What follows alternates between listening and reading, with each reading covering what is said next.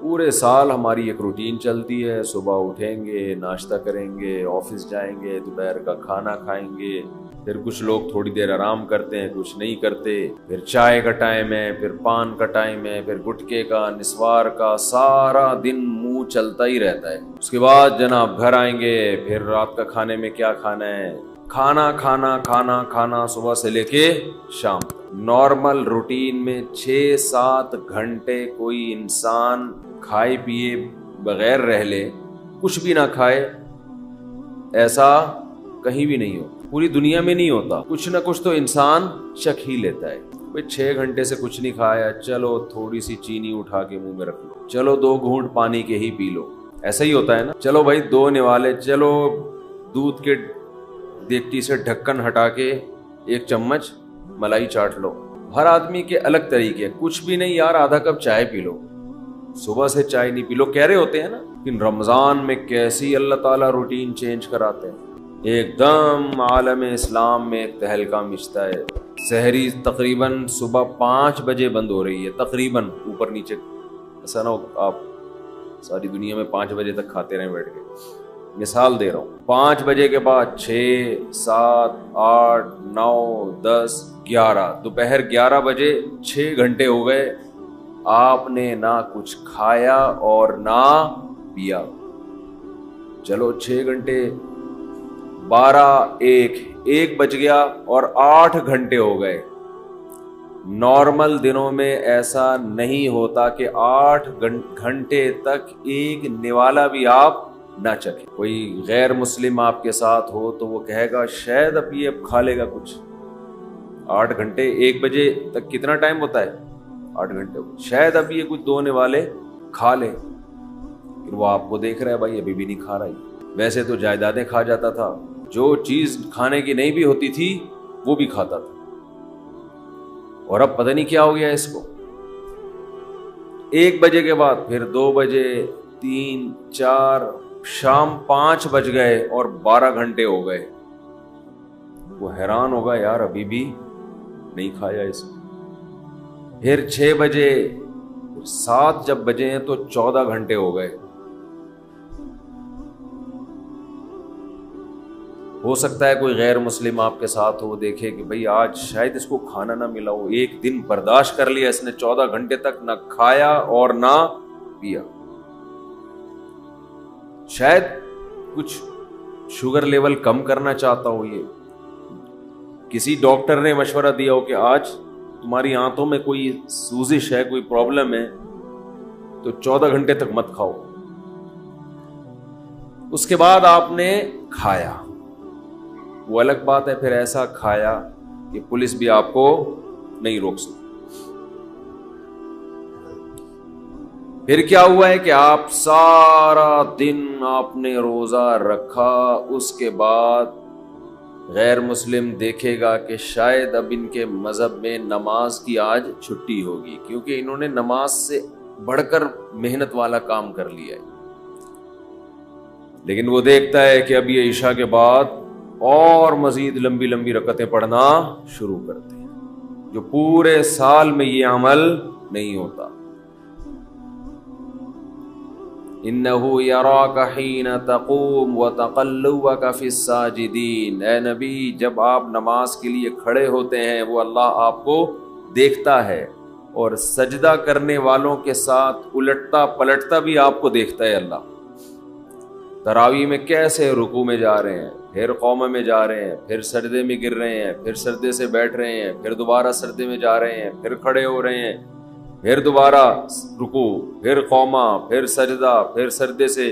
کوئی کھڑے ہو کر دیکھ رہا ہو جس نے کبھی یہ عبادت نہ دیکھی ہو تو وہ حیران ہوگا نا کہ یہ مسلمان پاگل ہو گئے ہیں، دماغ خراب ہو گیا ہے، ان کو ڈاکٹر نے ایکسرسائز کا کہا ہے، ایک ہی کام کیے چلے جا رہے ہیں، کیے چلے جا رہے ہیں، رکنے کا نام لے ہی نہیں رہے۔ جس نے کبھی یہ عبادت نہ دیکھی ہو تو حیران ہوگا نا یہ کر کیا رہے ہیں۔ ایسا تو کسی چرچ میں نہیں ہوتا، ایسا تو کسی مندر میں نہیں ہوتا، ایسا تو کسی یہودیوں کی عبادت گاہ میں نہیں ہوتا۔ کتنی لمبی لمبی رکعتیں ہوتی ہیں تراویح کی۔ تو کوئی غیر مسلم دیکھ رہا ہو کہ آج انہوں نے یہ کام کیا 14 گھنٹے، شاید کسی ڈاکٹر نے مشورہ دیا ہو، پھر دیکھتے ہیں اگلے دن پھر اٹھے یہ اسی ٹائم پہ ہے بھائی، پھر 4:45 بجے تک کھایا، اس کے بعد پھر کھانے پینے سے رک گئے، اب پھر 6 گھنٹے ہو گئے کچھ نہیں کھا رہے، 7 گھنٹے ہو گئے، اس نے سوچا اب 8ویں پہ شاید کھا دیں، 9 گھنٹے ہو گئے، 10 گھنٹے ہو گئے، 11 گھنٹے ہو گئے، 12 گھنٹے ہو گئے، 13 گھنٹے ہو گئے، 14 گھنٹے کے بعد جا کے پھر کھایا، تو وہ کہے گا یہ باولے ہو گئے ہیں، یہی کہے گا نا، ان کا دماغ کیا ہو گیا ہے یار، ایک دن ڈاکٹر مشورہ دیتا ہے، 2 دن دیتا ہے، پھر وہی تراویح، وہی مریخ سے آیا ہوا تھا نا کوئی جس کو پتہ نہیں تھا رمضان کا، اگلے دن دیکھا پھر وہی، ویسے تو بڑے بدماش ہیں یہ، ایک نہیں مانتے خدا کی، لیکن اب انہیں پتہ نہیں کیا ہو گیا ہے، پھر تیسرے دن، پھر چوتھے دن، پھر 5ویں دن بھی وہی روٹین، 6ٹھے دن بھی وہی روٹین، اس نے کہا اب یہ نارمل روٹین پہ آئیں گے، کل سے ان کا ناشتہ شروع، تو 2 دن نہیں، 3 دن نہیں، 4 دن نہیں، 5 دن، 6 دن، 7ویں دن بھی ویسے ہی، 8ویں دن بھی ویسے ہی، 9ویں دن بھی، 10، 11، 12، 13، 14، 15، 16، بالآخر جا کے 29 یا 30 دن تک یہی کرتے رہتے ہیں۔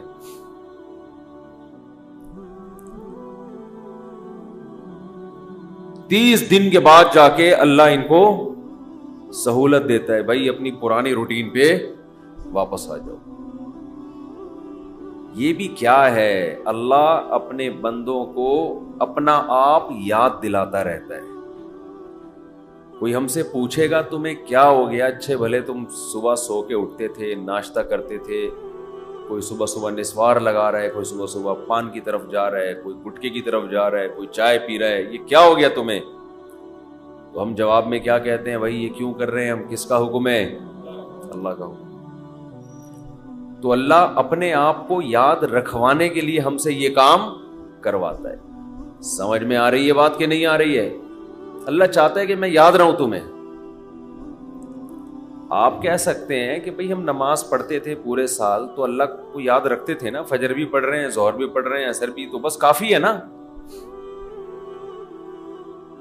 کافی اس لیے نہیں ہے کہ یہ چیز نمازی کے لیے ایک روٹین کی چیز بن جاتی، یہ عادت پڑ جاتی ہے، وہ بھول جاتا ہے، وہ سمجھتا ہے کہ جیسے بچے اسکول جاتے ہیں نا،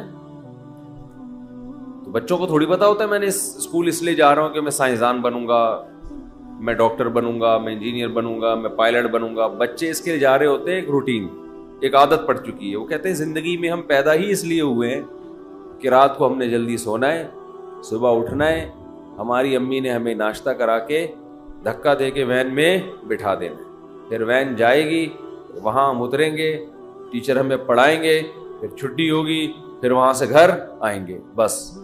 تو وہ روٹین کی چیز بن جاتی ہے۔ تو اللہ تعالیٰ اپنے بندوں کو اپنا آپ یعنی اللہ یاد دلانے کے لیے عبادت کی روٹین میں چینجنگ لاتے رہتے ہیں۔ اور دیکھیں کیا کرتے ہیں اللہ تعالیٰ، نماز قضا کرنا اسلام میں سب سے بڑا جرم، اس سے بڑا جرم اسلام میں نہیں ہے۔ حج میں اللہ نے کہہ دیا کہ جب میدان عرفات میں وقوف عرفہ کرو تو مغرب پڑھنے کی اجازت نہیں ہے، قضا کرو مغرب۔ کوئی غیر مسلم کسی نمازی کے ساتھ رہا ہو اور اس نے دیکھا ہو کہ یار یہ کبھی نہیں دیکھا اس کو میں نے زندگی میں نماز چھوڑتے ہوئے۔ جو نمازی لوگ ہیں اگر کوئی ان کو 1 کروڑ کی آفر کرے کہ تو مجھ سے 1 کروڑ لے لے، آج مغرب کی نماز چھوڑ دے، وہ چھوڑے گا؟ کبھی بھی نہیں چھوڑے گا۔ نمازی ہوگا تو نہیں چھوڑے گا، وہ کہے گا 1 کروڑ یا 1 ارب میرے لیے کیا یہ برابر۔ لیکن وہ دیکھ رہا ہے غیر مسلم کہ یار یہ حج کرنے گیا ہے وہاں اللہ کو راضی کرنے، لاکھوں روپے خرچ کر کے، اور عرفات میں مغرب اس نے پی گیا، یہ مغرب پی گیا، یہ ہے بھائی پڑھ ہی نہیں رہا۔ اس سے پوچھو کیوں نہیں پڑھ رہا؟ بھائی مزدلفہ میں جا کے عشاء کی نماز جب ہوگی تو اس کے ساتھ پڑھوں گا۔ بھائی تو کروڑوں روپے کی تجھے آفر کی تھی اور تو پھر بھی نہیں، تو نے چھوڑے تھا تو اب کیوں چھوڑ دیا؟ اب تو یہاں آیا ہی خدا کی عبادت کے لیے، تو اب تو تجھے اور خشوع خضوع سے پڑھنی چاہیے۔ جواب میں آپ کیا کہیں گے؟ بھائی اللہ کا حکم ہے۔ تو یہاں بھی اللہ اپنے آپ کو یاد کروانے کے لیے ہم سے مغرب کی نماز قضا کروا رہا ہے، تاکہ احساس رہے ہم پڑھتے جب تھے نا تو روٹین کی وجہ سے نہیں، اللہ کی وجہ سے پڑھتے تھے۔ لہذا جب وہ کہے گا نہیں پڑھو، چھوڑیں گے ہم پھر۔ سمجھتے ہو کہ نہیں سمجھتے؟ نہیں سمجھتے نا، مسئلہ سارا یہی ہے۔ اگر سمجھتے ہوتے تو پہلے سے سمجھ کے بیٹھے ہوئے ہوتے۔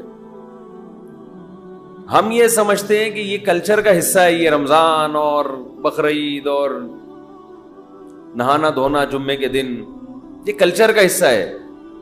یہ کلچر نہیں ہے بھائی، یہ اللہ چاہتا ہے کہ میرے بندے مجھے یاد رکھیں۔ سب کی بیس اور روح یہ ہے کہ اللہ کو بندوں سے اتنا تعلق ہے کہ اللہ چاہتے ہیں میرے بندے دنیا میں جانے کے بعد مجھے بھولے نہیں۔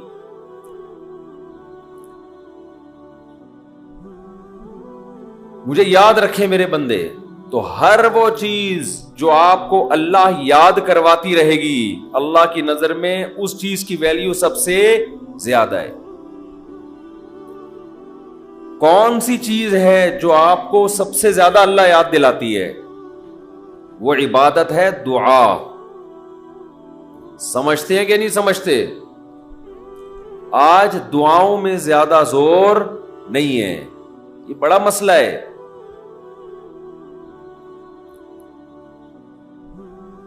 بھائی کچھ نہ کچھ وقت نکال کے ہاتھ اٹھا کے اللہ کے سامنے گڑ گڑایا کریں۔ آج ہم لوگوں نے دعائیں مانگنا چھوڑ دی ہیں۔ جب انسان اللہ کے سامنے دعا مانگتا ہے وہ اللہ سے باتیں کرتا ہے، اگر توجہ سے دعا مانگے۔ دعا ایسی چیز ہے کہ یہ اللہ اور بندے کا جتنا مضبوط کنیکشن بناتی ہے، اتنا کنیکشن دنیا کی کوئی اور عبادت نہیں بناتی۔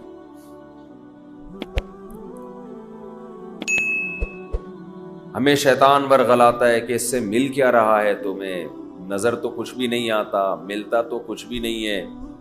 یہ شیطان کا بہت بڑا دھوکہ ہے، وہ بندے اور اللہ کے تعلق کو مضبوط نہیں ہونے دیتا۔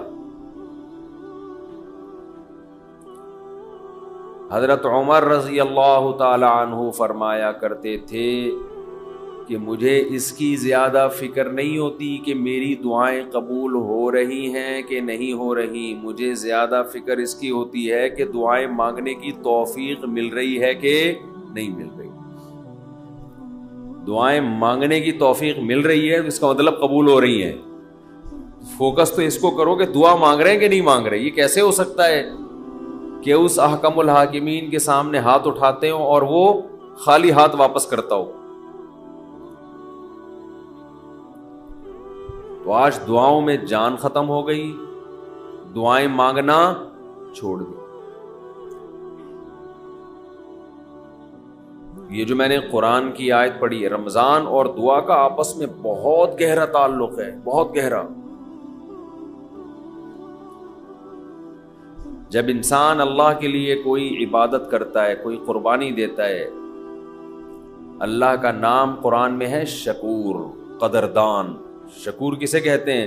قدردان۔ آپ تھوڑا کرو، وہ اس کی قدر بہت زیادہ کرے۔ کچھ لوگ ناقدرے ہوتے ہیں نا، آپ کچھ بھی کر لیں ان کے لیے، کہتے ہیں نا ناقدرہ ہے، میری بات کو ویلیو ہی نہیں دیتا، میرے احسان کو ویلیو ہی نہیں دیتا۔ اس لیے علماء کہتے ہیں کہ افطار کے وقت دعا کرنی چاہیے۔ کیوں؟ آپ نے سارا دن اللہ کے لیے ایک قربانی دی ہے، یہ بڑی بات ہے۔ آپ کی نظر میں شاید اس کی ویلیو نہ ہو، اللہ کی نظر میں اس کی بڑی ویلیو ہے کہ میرا بندہ نے مجھے دیکھا نہیں ہے اور اس نے سارا دن میرے لیے کھانا پینا چھوڑ دیا۔ کیا کر رہے ہیں؟ یہ مکھی تنگ کر رہی ہے، لیکن اتنا ایسے نہ پکڑیں کہ مکھی سے زیادہ آپ تنگ کرنا شروع کر دیں۔ بس بھاگ گئی۔ نام ہی کافی ہے. تو کیا بات چل رہی تھی یار؟ دعا کی تو چل رہی تھی یہ یہاں. ہاں افطار کی بات کر رہا تھا.